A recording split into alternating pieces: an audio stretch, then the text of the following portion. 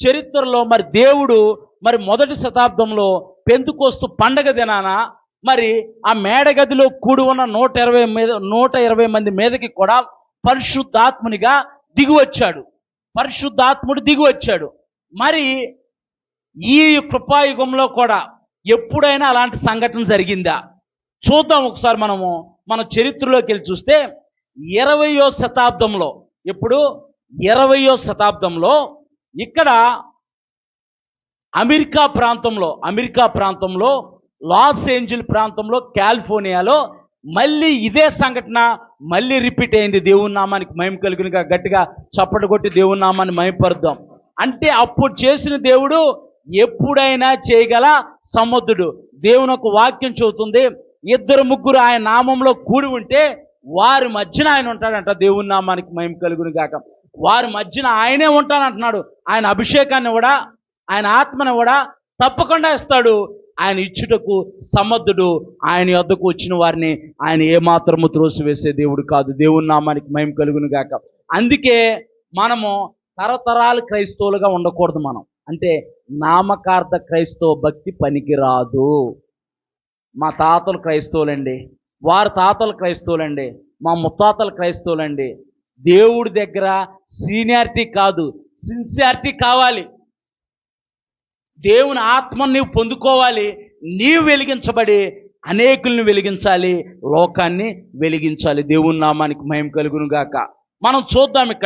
ఇక్కడ అమెరికా దేశంలో Los Angeles నగరంలో కాలిఫోర్నియాలోని హౌస్ నెంబర్ 312, హౌస్ నెంబర్ 312, దీన్ని అజూసా స్ట్రీట్ అంటారు.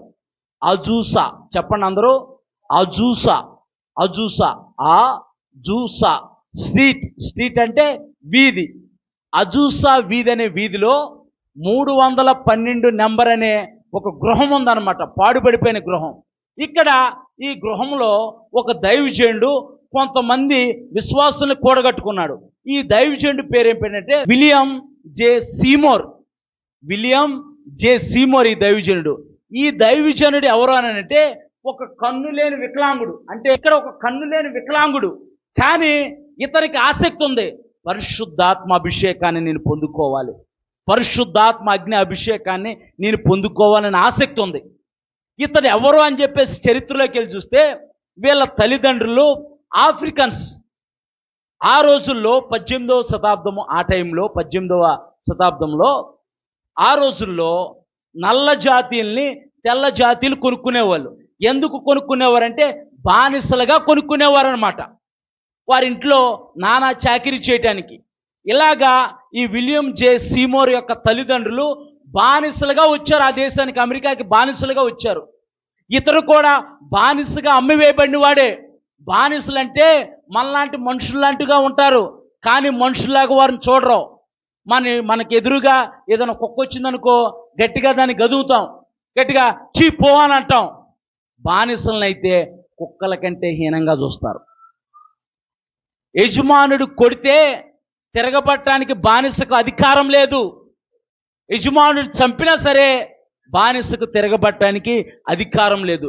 బానిసలంటే ఒక అర్థశాస్త్రవేత్త ఈ విధంగా అంటున్నాడు, బానిసలంటేనంట ప్రాణం ఉన్న పనిముట్లు అంట. ఈ మైక్ ఉంది, ఈ మైక్ సరిగా పనిచేయట్లేదు, నా కోపం వచ్చేసి ఈ మైక్ని కొట్టాను, అది మాట్లాడిద్దా?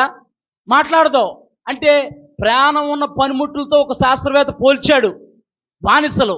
అలాంటి బానిసత్వంలో ఉన్న ఈ విలియం జే సీమోరు దేవుని యొక్క పిలుపుని పొందుకొని దేవుని వెతకటం ప్రారంభించి కొంతమంది విశ్వాసులను పోగేసుకొని ఈ కాలిఫోర్నియాలోని అజూసా స్ట్రీట్లో 312 అనే ఒక హౌస్ను, పాడుపడిపోయిన హౌస్ను తీసుకొని ఆ యొక్క హౌస్లో ఇలాగే మనం కూడి ఉన్నట్టుగానే కూడి రాత్రి అనక పగలనక రాత్రి అనక ఉపవాసం ఉండి, అయా అపోస్తుల కార్యములు 2వ అధ్యాయంలో చెప్పబడినట్టుగా అయా ఆనాడు శిష్యులకు వాగ్దానం ఇచ్చారు, పరిశుద్ధాత్మగా మీరు వారి మధ్యకి దిగి వస్తానన్నారు ప్రభా.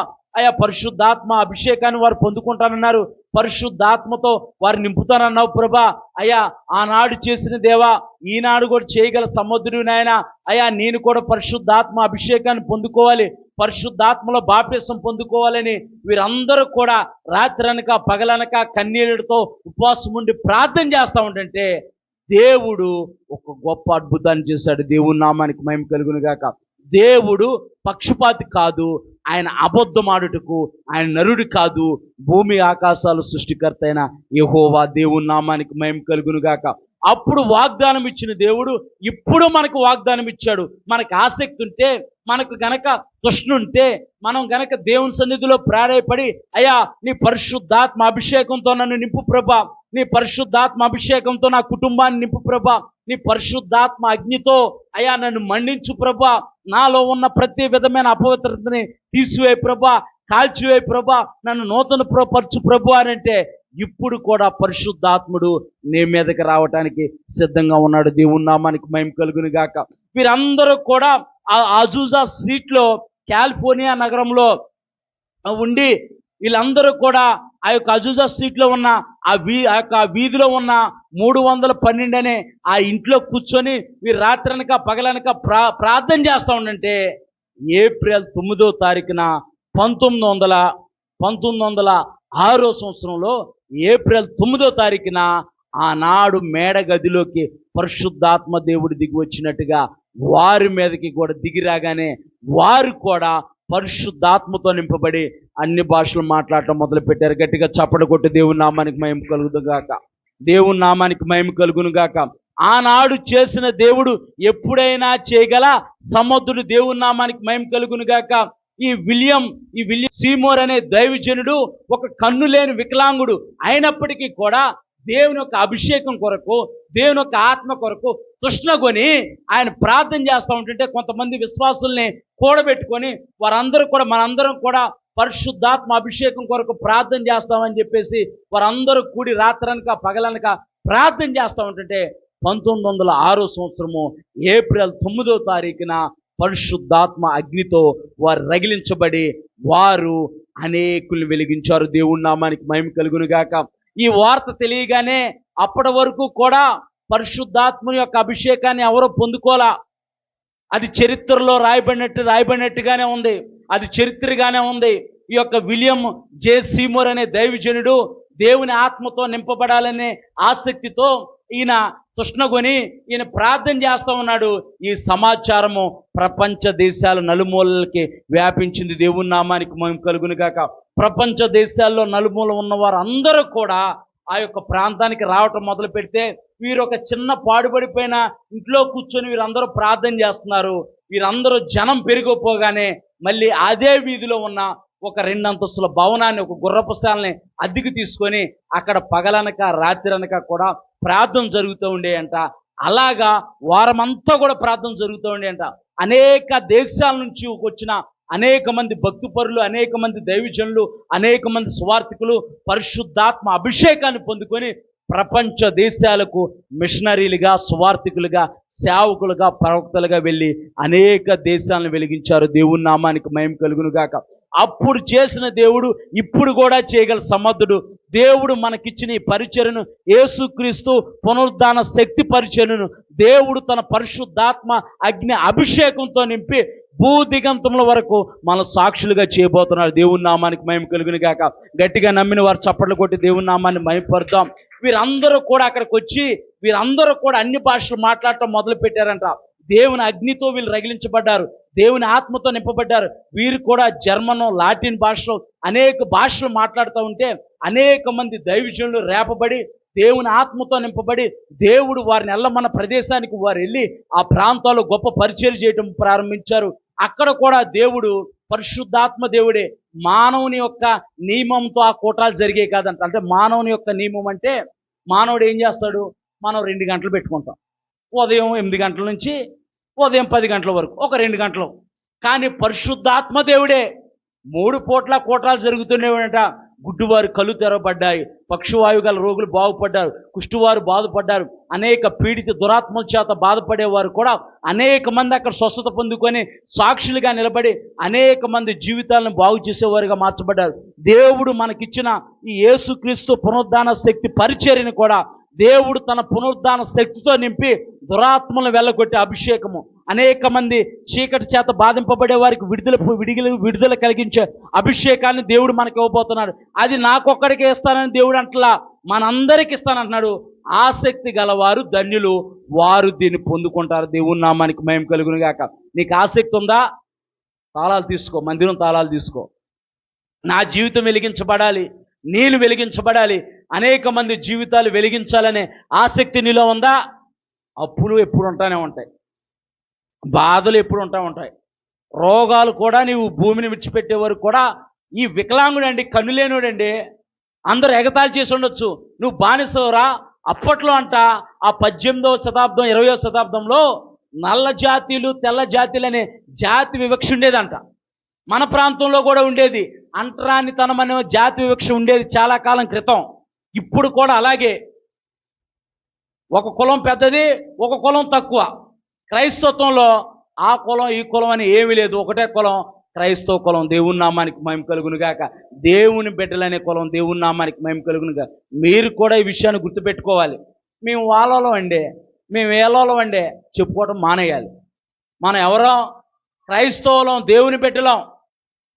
మన కులం లేదు, మతం లేదు, జాతి లేదు. క్రైస్తత్వం అంటే మతం కాదు, మార్గం, నిత్య జీవానికి మార్గం, సత్యం అనే మార్గంలో మనం నడుస్తున్నాం. సత్యం ఏం చేసిద్దంటే మనుషుల్ని స్వతంత్రం చేసిద్ది.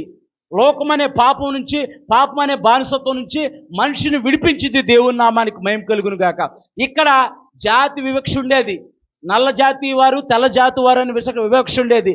దేవుని యొక్క ఆత్మ అభిషేకము జాతి వివక్షను కూడా తీసివేసింది. దేవుని నామానికి మహిమ కలుగును గాక. యేసుక్రీస్తు రక్తము ప్రతి పాపం నుంచి మనం పవిత్రం చేసినట్టుగా ఇక్కడ అనేక మంది చరిత్రకారులు అంటున్నారు, యేసు రక్తము జాతి వివక్షలో కొట్టుకుపోయిందంట. అంటే యేసుక్రీస్తు రక్తం ప్రవహిస్తూ ఉంటుంటే జాతి వివక్ష ఆ రక్తంలో కొట్టుకుపోయి తెల్లోడని లేడు, నల్లోడని లేడు, ఎర్రోడని లేడు, ఏ రంగు లేదు. అందరూ కూడా ఆ అజూజా సీట్ అనే మేడగదిలో కూడి ప్రార్థిస్తూ ఉంటుంటే పరిశుద్ధాత్మ అభిషేకాన్ని వారు పొందుకున్నారు, పరిశుద్ధాత్మ అగ్ని వారు పొందుకున్నారు. పరిశుద్ధాత్మతో వారు నింపబడి, మనము ఒకసారి చూద్దాం, పరిశుద్ధాత్మతో నింపబడి చాలామంది సామాన్యులు కూడా, చదువురాని వారు కూడా దేవుని ఆత్మ అభిషేకంతో వారు నింపబడి అనేక దేశాలకు వారు సువార్థికులుగా, సేవకులుగా, అభిషక్తులుగా వారు వెళ్ళి అనేక దేశాలను వెలిగించారు. నేడు ప్రపంచవ్యాప్తంగా కోట్లాది మంది విశ్వాసులు కలిగి ఉన్న సంఘాలు కూడా అసెంబ్లీ ఆఫ్ గాడ్, అంటే ఏజీ చర్చెస్ అంటారన్నమాట. అసెంబ్లీ ఆఫ్ గాడ్ అనను, చర్చ్ ఆఫ్ గాడ్ అనే ఆ యొక్క డినామినేషను, అసెంబ్లీ గాడ్ అనే డినామినేషను, ఈ చర్చిలన్నీ కూడా ఇక్కడ నుంచే ప్రారంభమయ్యి ప్రపంచ దేశాలకు వెలుగుగా మార్చబడ్డాయి. దేవుని నామానికి మహిమ కలుగును గాక. దేవుడు మనకిచ్చిన పరిచర్య కూడా యేసుక్రీస్తు పునరుద్ధాన శక్తి సంఘాన్ని, యేసుక్రీస్తు పునరుద్ధాన శక్తి పరిచర్యను కూడా ప్రపంచ దేశాలకు ఆస్వాదకరంగా మార్చబోతున్నాడు. ప్రపంచ దేశాలు మన దగ్గరకు రాబోతున్నాయి. దేవుని నామానికి మహిమ కలుగును గాక.